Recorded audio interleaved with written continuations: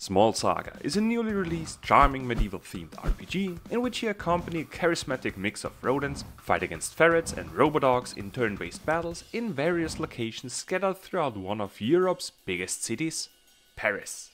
So he's an idiot. I am Dorian the Explorer and I finished the whole main story of Small Saga in roughly 6 hours. So join me while we discover this new tactical RPG with all its strengths and weaknesses.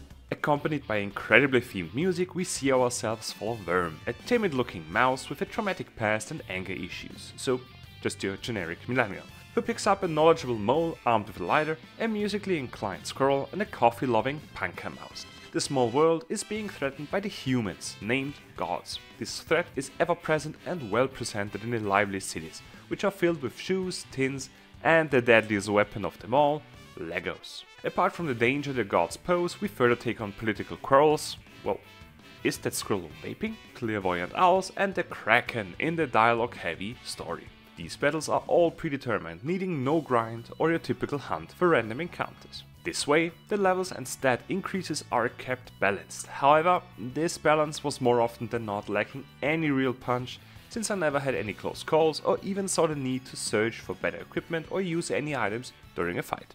The fights themselves, even though quite easy, were entertaining nonetheless. In a round-based combat system similar to other JRPGs, every character has 3 possible actions, in form of attacking, defending or using items. Each attack requires a certain amount of action points, which gradually recover with every new round, so strategically combining special skills is limited by this resource. Verm, for example, has a skill to double outgoing hits, which turns into a deadly flurry of attacks when combined with another skill. After this heavy attack combo, Verm will be left with only 1 action point each turn, so we need to stop using any skills at all or regenerate them with items or other character skills. The hero's damage output as a whole can be increased by investing skill points in a decent talent trees. We can pick simple damage or health boosts or unlock special nodes, which affect the character's abilities in other ways, like an additional bleeding ailment.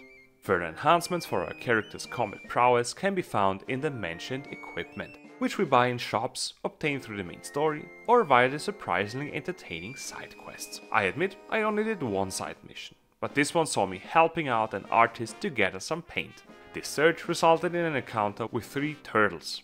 That's a tortoise. And the humorous depiction of a spoiled family. While some chapters of the main story are even more pleasing than said side quests, some main story chapters had me absolutely hooked, especially with the great music and a handful of amazingly styled scenes. This, however, resulted in an even bigger letdown once I got to the end of the story, since the last chapter felt more than rushed and somewhat anticlimactic.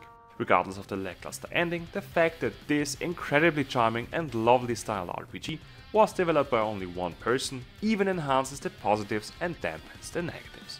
Therefore, I'd say Small Saga is amazingly entertaining and is available for PC for 1950.